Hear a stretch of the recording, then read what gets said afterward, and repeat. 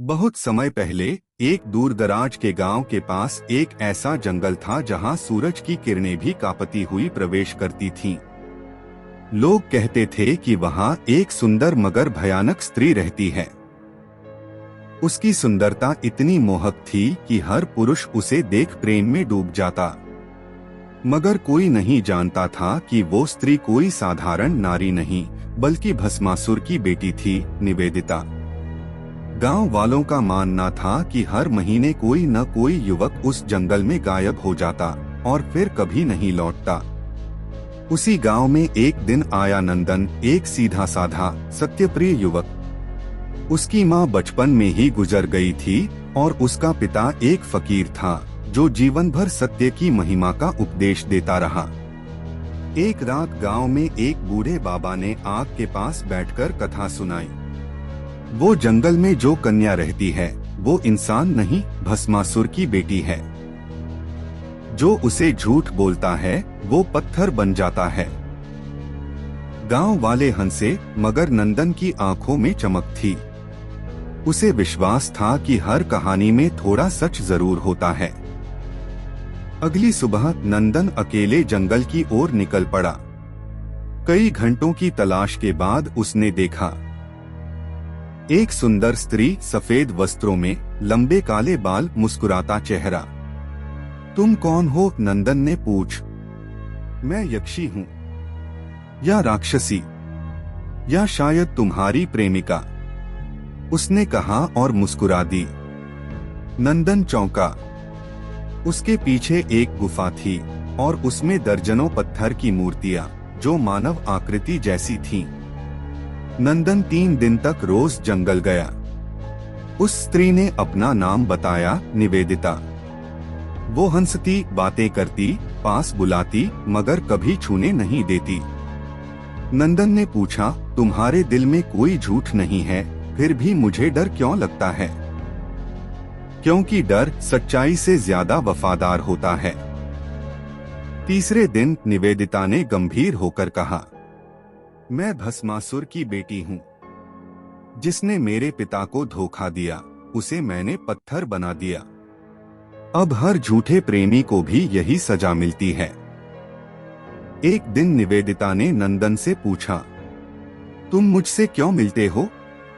सच सच बताना। नंदन ने लंबी सांस ली। पहले मैं तुम्हारी सुंदरता से आकर्षित था, फिर तुम्हारे रहस्य से। अब डरता भी हूँ, मगर फिर भी आता हूँ, क्योंकि मैं झूठ से नहीं डरता। निवेदिता की आंखों से आंसू बह निकले। तुम पहले हो जिसने सच बोला है। तुम पत्थर नहीं बनोगे, निवेदिता ने बताया। जब मैं 13 साल की थी, मेरे पिता भस्मासुर को देवताओं ने धोखा देकर मारा। मैंने कसम खाई, कोई मुझे धोखा देगा तो मैं उसे पत्थर बना दूंगी। नंदन बोला, तुम राक्षसी नहीं हो, तुम बस टूटी हुई हो। निवेदिता बोली, मेरा श्राप तभी टूटेगा जब कोई बिना छल के मुझे अपनाए। गांव में 3 युवक, बलवीर, श्याम और कन्हैया, नंदन पर नजर रखे हुए थे। उन्हें लगा नंदन राक्षसी के प्रेम में फंस गया है। एक रात वे तीनों जंगल पहुंचे। उन्होंने प्रेम के बहाने निवेदिता को घेरने की कोशिश की, लेकिन जैसे ही उन्होंने पहला झूठ बोला, वो तीनों एक झटके में पत्थर बन गए। निवेदिता चीखी, अब और नहीं, मैं अब किसी को पत्थर नहीं बनाना चाहती।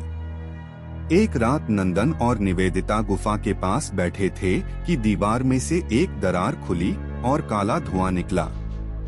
ये मेरे पिता की आत्मा है, निवेदिता कांपती आवाज में बोली।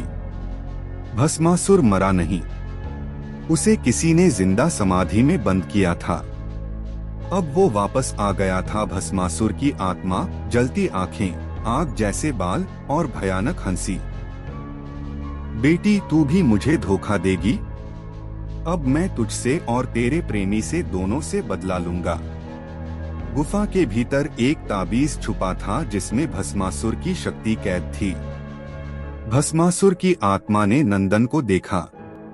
तू वही है जिसने मुझे धोखा दिया था। तू वही ऋषि है अब नंदन को याद आया, वो अपने पिछले जन्म में वही ऋषि था जिसने भस्मासुर को शिव से वरदान लेकर फिर छल से हराया था। अब मैं छल से नहीं, सच्चाई से तुम्हें हराऊंगा। भस्मासुर की आत्मा पूरे जंगल में तबाही मचाने लगी। नंदन और निवेदिता ने मिलकर ताबीज को तोड़ने का फैसला किया। अगर ताबीज टूटा तो सब खत्म हो जाएगा, लेकिन अगर नहीं टूटा तो दुनिया खत्म हो जाएगी। उन्होंने साथ मिलकर ताबीज तोड़ दिया। भस्मासुर की आत्मा चीखते हुए हवा में विलीन हो गई। निवेदिता गिर पड़ी, लेकिन अब उसकी आंखों में राक्षसी चमक नहीं बल्कि शांति थी। कुछ साल बाद निवेदिता एक शिक्षक बन चुकी थी। गांव में हर बच्चा अब झूठ बोलने से डरता था। हर मंदिर में एक पंक्ति उकेरी गई, सच की रक्षा वही कर सकता है जो स्वयं सच हो। नंदन अब नहीं था, लेकिन उसका बलिदान हर दिल में जीवित था, क्योंकि झूठ हर युग में जन्म लेता है। लेकिन जब भी झूठ बढ़ेगा, सत्य का कोई नंदन फिर लौटेगा।